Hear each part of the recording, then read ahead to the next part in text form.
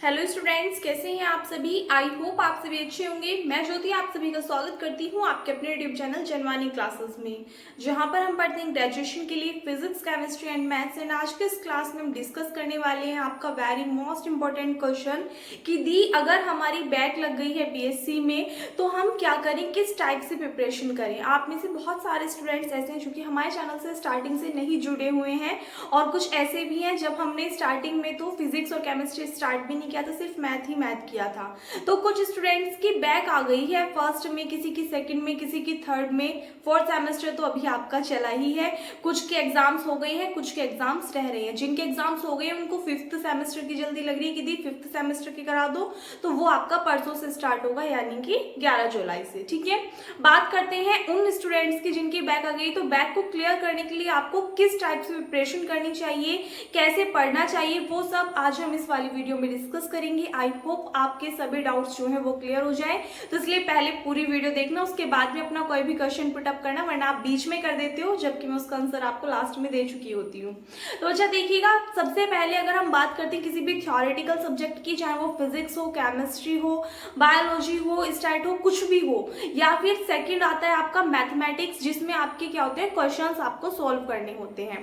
तो अगर आपका कोई भी थ्योरेटिकल सब्जेक्ट है तो उसमें तो देखिएगा आपकी जो बुक्स होती हैं उसमें रेयर केस में ऐसा होता है कि आपको प्रीवियस ईयर क्वेश्चंस जो हैं वो दिखाए गए हों कि कौन सा क्वेश्चन किस ईयर में पुट अप किया गया है, जिससे कि आप उस क्वेश्चन की तैयारी कर सकें। मोस्टली मैं आपको ये बोलती हूँ कि बीएससी में, यानी कि बीएससी में सबसे ज्यादा ऐसा होता है, अदर भी जितनी भी ग्रेजुएशन होती है, चाहे वो बीकॉम हो, बीए हो वगैरह कुछ भी हो, सबसे ज्यादा जो क्वेश्चंस पुट अप किए जाते हैं वो किए जाते हैं आपके लास्ट 5 ईयर के अंदर। जितने भी क्वेश्चंस आपसे पूछे जा चुके हैं उनके अंदर से पहले अनसोल्ड आते थे, उनमें क्वेश्चंस होते थे लास्ट 5 to 6 ईयर्स की, जिनसे आप प्रिपरेशन करते थे, और उन्हीं में से ही आपका क्वेश्चन पेपर मोस्टली 80 to 85% लग जाता था। बट एनईपी के अकॉर्डिंग आपका सिलेबस जो है वो सारा चेंज हो गया, सारा डिफरेंट हो गया। तो इस कंडीशन में अब अनसोल्ड तो मिलने हो गए हैं बंद। अब आपके माइंड में ये दिक्कत आ जाती है कि दी मैथ्स की बुक में तो क्वेश्चंस के आगे ईयर्स लिखे होते हैं कि ये इस ईयर में पूछा गया है, ये थ्योरम तब पूछी गई है, ये फॉर्मूले का जो प्रूफ है ये तब आया हुआ है। लेकिन थ्योरेटिकल सब्जेक्ट्स में ऐसा नहीं होता है, तो उनके लिए डिपेंड होना होगा आपको आपके टीचर्स पे। टीचर्स को सबसे ज्यादा पता होता है कि कौन सा क्वेश्चन कितने ईयर से पूछा जा चुका है, कौन सा टॉपिक सबसे ज्यादा पूछा जा चुका है। तो देखो, एक बात मैं पहले क्लियर कर देती हूँ, चाहे इस जगह मैं हूं या कोई भी अदर टीचर है, सब अपनी साइड से आपको बताते हैं कि ये क्वेश्चंस पूछे जाते हैं, इनकी पॉसिबिलिटी ज्यादा है, इसलिए आप इनको कवर कर लीजिए। बिकॉज ऐसा कहीं पे भी नहीं है। मोस्टली आप मुझे एक प्लेटफॉर्म बता दीजिए, चाहे ऑफलाइन हो ऑनलाइन हो, कि बीएससी का बिल्कुल डिक्टो कंप्लीट सिलेबस जितना आपको दिया गया है यूनिवर्सिटी की साइड से वो किसी ने कंप्लीट कराया है। ऐसा बच्चा कहीं पर भी नहीं होता, क्योंकि सिलेबस इतना ज्यादा होता है कि वो खत्म नहीं हो पाता। मोस्टली मैथ्स का सिलेबस अगर सारे क्वेश्चंस आप करने लगो ना तो वो कंप्लीट ही नहीं हो पाएंगे। तो आपको सबसे पहले तो बात क्या है कि जितने भी थ्योरेटिकल सब्जेक्ट हैं, आप जहां से भी उनकी कोचिंग ले रहे हो, ऑनलाइन कोचिंग ले रहे हो या ऑफलाइन कोचिंग ले रहे हो, उसमें जो भी क्वेश्चंस आपको इंपॉर्टेंट बताए जाते हैं, जितने भी टॉपिक्स आपको कराए जाते हैं, दो बात होती है, एक तो होता है सिलेबस कंप्लीट, एक होता है उसमें से इंपॉर्टेंट क्या होता है आना। ठीक है, एक होता है कि आप पूरा पढ़ रहे हो, एक होता है स्मार्ट वर्क। स्मार्ट वर्क में वही चीजें आती है जो आपके उन क्वेश्चंस में घूमती है जो कि इंपॉर्टेंट होते हैं। तो आप अपने टीचर्स से पूछिए, जहां से भी आप पढ़ रहे हो। यहाँ से पढ़ रहे हो तो मैंने आपको बताई हुई है, हर एक सेमेस्टर की इंपॉर्टेंट क्वेश्चन सीरीज प्रोवाइड कराई हुई है। बाकी अगर आप कहीं और से पढ़ रहे हो उनसे पूछिएगा, ठीक है, तो वो आपको बताएंगे कि ये टॉपिक्स इंपॉर्टेंट है, इनसे पॉसिबिलिटी ज्यादा होती है आने की। और अगर आप स्टार्टिंग से ही पढ़ते आ रहे हो फिर तो आपको टेंशन लेने की जरूरत है, अपना सिलेबस कंप्लीट रखिए जितना आपको कराया हो, क्योंकि टीचर्स वही कराते हैं बच्चा जो इंपॉर्टेंट होता है, जो ज्यादातर आपसे एग्जाम में पूछ लिया गया होता है। ठीक है, तो फिर आपको क्या करना है, बैक पेपर की अगर मैं कंप्लीट की बात करूं तो उसमें लास्ट 5 to 6 ईयर्स में से जरूरी नहीं होता कि क्वेश्चंस लग जाते हैं। बट मैं ये बिल्कुल भी नहीं बोलूंगी कि जैसे मैं आपको मेन एग्जाम के लिए बोलती हूँ ना कि लास्ट 5 to 6 ईयर्स के कर लीजिए, आए हुए क्वेश्चंस हो, थ्योरम्स हो, कुछ भी हो तो आपका हो जाएगा। लेकिन जो आपके बैक के एग्जाम होते हैं उनमें ऐसा बिल्कुल भी, उनमें बच्चा क्या होता है कि उनमें आपका जो लास्ट 5 to 6 ईयर्स है इनमें से 2 से 3 क्वेश्चन लग जाते हैं, कभी कभी 4-5। आपका लक अच्छा है तो ज्यादातर पॉसिबिलिटी हो गई, वरना बैक पेपर में मोस्टली क्वेश्चन आते हैं जो पिछले ईयर्स में पूछे गए होते हैं, मोस्टली जो ज्यादातर, यानी कि आप ये मान कीजिए चलिए अगर 2023 है तो बैक पेपर में आपके 2015 से लेकर के 23 तक के जितने भी क्वेश्चंस हैं उन सभी के आने की पॉसिबिलिटी ज्यादा होती है। तो बैक के लिए आपको जब प्रिपरेशन करनी होगी तो उस कंडीशन में आप उन सभी टॉपिक्स की प्रिपरेशन कीजिए, यानी कि आपको पढ़ना सारा होगा। अगर आपको बैक क्लियर करनी है ना, फिर आप रिस्क नहीं ले सकते। उस कंडीशन में आपको सारा ही पढ़ना होगा जितना आपको सिलेबस कंप्लीट करा दिया गया है, और उसमें जो इंपॉर्टेंट बताया वो तो आपको छोड़ना ही छोड़ना नहीं है। बिल्कुल समझ में आ गई बात। तो ऐसा कुछ नहीं कि बैक पेपर के लिए आपको कहीं बाहर से पढ़ना होगा, कुछ अलग पढ़ना होगा। थ्योरेटिकल के लिए भी और जो आपका मैथमेटिकल सब्जेक्ट यानी कि मैथ्स, उसके लिए भी, सभी के लिए एक ही स्ट्रेटेजी आपको फॉलो करनी है कि 2015 से लेकर के 2022 तक में आए हुए जितने भी क्वेश्चंस है, टॉपिक्स हैं, थ्योरम्स हैं, फॉर्मूले प्रूफ है, कुछ भी हैं, आप उन सभी की अच्छे से प्रिपरेशन कर लीजिए। बैक पेपर भी क्लियर हो जाएगा और माइंड पे इतना टेंशन लेने की बिल्कुल भी जरूरत नहीं है। आप में से बहुत सारे स्टूडेंट्स के कमेंट्स आते हैं, दी हम इस सब्जेक्ट में हमारी मतलब हम कमजोर हैं, इस सब्जेक्ट में हम वीक हैं, हम कैसे पढ़ें, हमें तो अच्छा ही नहीं लगता, हमें तो लगता है मैथ्स नहीं कर पाएंगे, कोई कहता है हम फिजिक्स नहीं कर पाएंगे।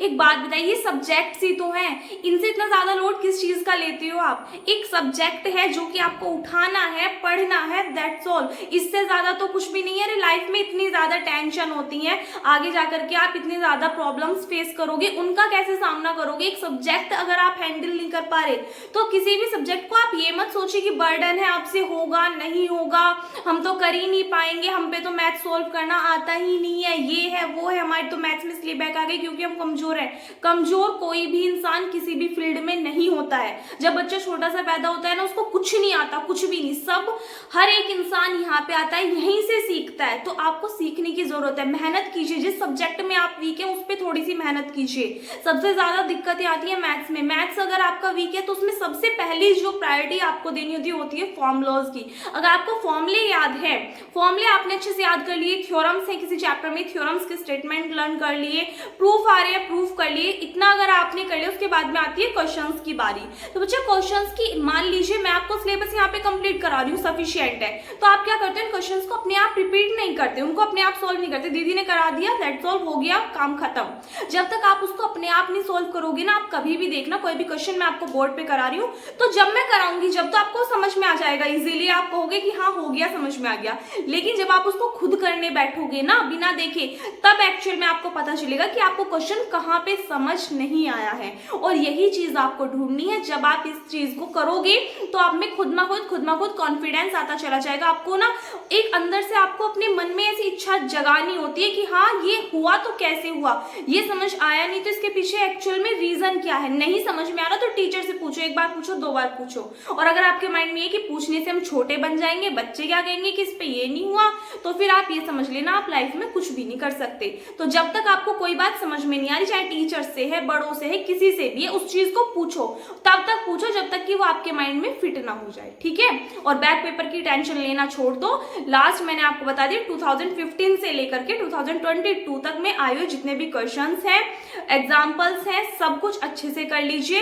रही बात फिजिक्स की और केमिस्ट्री की, उनमें जो टॉपिक्स आपको बताए हुए हैं इंपॉर्टेंट, प्लस बाकी जो सिलेबस कराया हुआ है उसकी अच्छे से प्रिपरेशन कर लीजिए। उससे बाहर आपका एग्जाम में कुछ भी नहीं आएगा। और हाँ, आप में से अभी क्या हुआ था लास्ट ईयर से, आई थिंक लास्ट ईयर की ही बात है, बीएससी फर्स्ट सेमेस्टर का जो मैथ्स का पेपर था ना, वो आउट ऑफ सिलेबस चला गया था। मतलब आउट ऑफ सिलेबस भी नहीं बोल सकते, था तो बुक से ही, लेकिन एक्चुअल में हुआ क्या था, वो क्वेश्चंस उन्होंने दे दिए थे जो क्वेश्चंस नहीं आते एग्जाम में। तो उसमें बच्चा हमारी गलती नहीं होती है, हमारी क्या किसी भी टीचर की गलती नहीं होती है, क्योंकि आपको पढ़ाया वो जाता है जो इंपॉर्टेंट होता है। तो कभी कभी किसी किसी यूनिवर्सिटी में कोई एक पेपर ऐसा लग जाता है जो कि डिफरेंट हो जाता है, यानी कि वो क्वेश्चंस नहीं देते वो जो कि रिपीटेड होते हैं, बल्कि वो उन क्वेश्चंस को देते हैं जो आपसे कभी पूछे नहीं जाते। और फिर आप कहते हो कि पढ़ाई हुए में से नहीं आया, जबकि कुछ क्वेश्चंस ऐसे आते हैं, कुछ यूनिवर्सिटी का पेपर ऐसा आ जाता है कि जो इंपॉर्टेंट क्वेश्चन सीरीज प्रोवाइड कराई कि 95% उसी में से लग गया। 4 पेज कह दिए कि इनको कर लेना अच्छे से, और पूरा का पूरा मैथ्स का पेपर भी उन्हीं में से आ गया, फिजिक्स भी आ गई। समझ रहे हो बात को?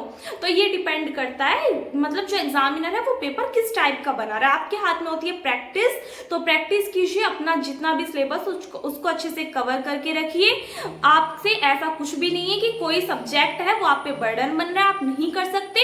माइंड फ्री होकर के सब्जेक्ट है पढ़ना है, छोड़ देना है, बात खत्म। इससे ज्यादा अगर आप ये सोचोगे ना हमसे तो होगा ही नहीं, होगा ही नहीं, होगा ही नहीं, तो वो और ज्यादा आपके माइंड पे प्रेशर डलता जाएगा और आपसे वो सब्जेक्ट नहीं हो पाएगा और आपको उसमें इंटरेस्ट आना बंद हो जाएगा। और जब भी आपका इंटरेस्ट आना बंद होगा ये समझ लेना कि आप उस फील्ड में कुछ भी अच्छा नहीं कर सकते। खेलने में इंटरेस्ट होता है तो खेलने चले जाते हो, घर पे कुछ अच्छा बनता है खाने के लिए तो उसमें इंटरेस्ट आता है, उसको खाने लग जाते हो, लेकिन पढ़ने में इंटरेस्ट नहीं आता। क्यों? क्योंकि आप सबसे पहले बोरिंग सब्जेक्ट उठा लेते हो और फिर उसको समझ में नहीं आता उसको रख देते हो। तो पहले जिस सब्जेक्ट में आपका इंटरेस्ट है उसको कीजिए। किसी में नहीं आ रहा है, एक दिन 5 मिनट पढ़िए, अगले दिन 10 मिनट पढ़िए, उससे अगले दिन 15 मिनट पढ़िए, इस तरह से इंक्रीज करते जाइए, डिपेंड आपके ऊपर करता है। ठीक है, तो बस एक छोटी सी इन्फॉर्मेशन आपको देनी थी। वीडियो हो चुकी है काफी लेंथी। आई होप आपको आपके सभी क्वेश्चंस के आंसर्स मिल गए होंगे। इस वीडियो में इतना ही। अपना एग्जाम अच्छे से देना, बैक क्लियर करनी है और आगे आने वाले किसी भी एग्जाम में, चाहे वो आपका किसी भी सेमेस्टर का हो, डरना नहीं है, माइंड फ्री करके बिल्कुल एकदम अच्छे से अपनी पढ़ाई करनी है जिससे बैक का कोई ऑप्शन ही ना बचे। ठीक है, तो इसलिए अच्छे से अपनी पढ़ाई कीजिए। बाकी कोई भी प्रॉब्लम होती है, कोई भी परेशानी होती है तो आप कमेंट सेक्शन में बता दीजिए, मैं आपकी हर प्रॉब्लम सॉल्व करने की पूरी कोशिश करती हूँ। कुछ दिनों से कुछ प्रॉब्लम आ रही थी, बार बार जाना पड़ रहा था हॉस्पिटल, तो इस वजह से मैं वीडियोस अपलोड नहीं कर पा रही थी, बट अब रेगुलर वे में वीडियोस अपलोड होंगी आपकी सभी चीजों की। क्वेश्चंस पेपर जिनके भी एग्जाम्स नहीं हुए सेकंड और फोर्थ सेमेस्टर के, उनके लिए जो क्वेश्चंस पेपर आए हुए हैं वो भी मैं आपको प्रोवाइड करा दूंगी। और 5th सेमेस्टर आपका स्टार्ट हो जाएगा 11 से। ठीक है, और बाकी जो भी इंफॉर्मेशन होगी, 1st और 3rd सेमेस्टर भी स्टार्ट करेंगे तो उनमें कौन कौन से सब्जेक्ट स्टार्ट करेंगे, किस किस चीज की क्या क्या टाइमिंग रहेगी, उन सभी की वीडियो आपको कल या परसों में मिल जाएगी। ठीक है, तो इस वीडियो में बस इतना ही। वीडियो अच्छी लगी तो वीडियो को लाइक कर देना, अपने फ्रेंड्स के साथ में शेयर कर देना, और अगर आप चैनल पर नहीं हो या फिर तक अपने चैनल को सब्सक्राइब नहीं किया है तो प्लीज चैनल को सब्सक्राइब कर देना। मिलता है नेक्स्ट वीडियो में। Thanks for watching.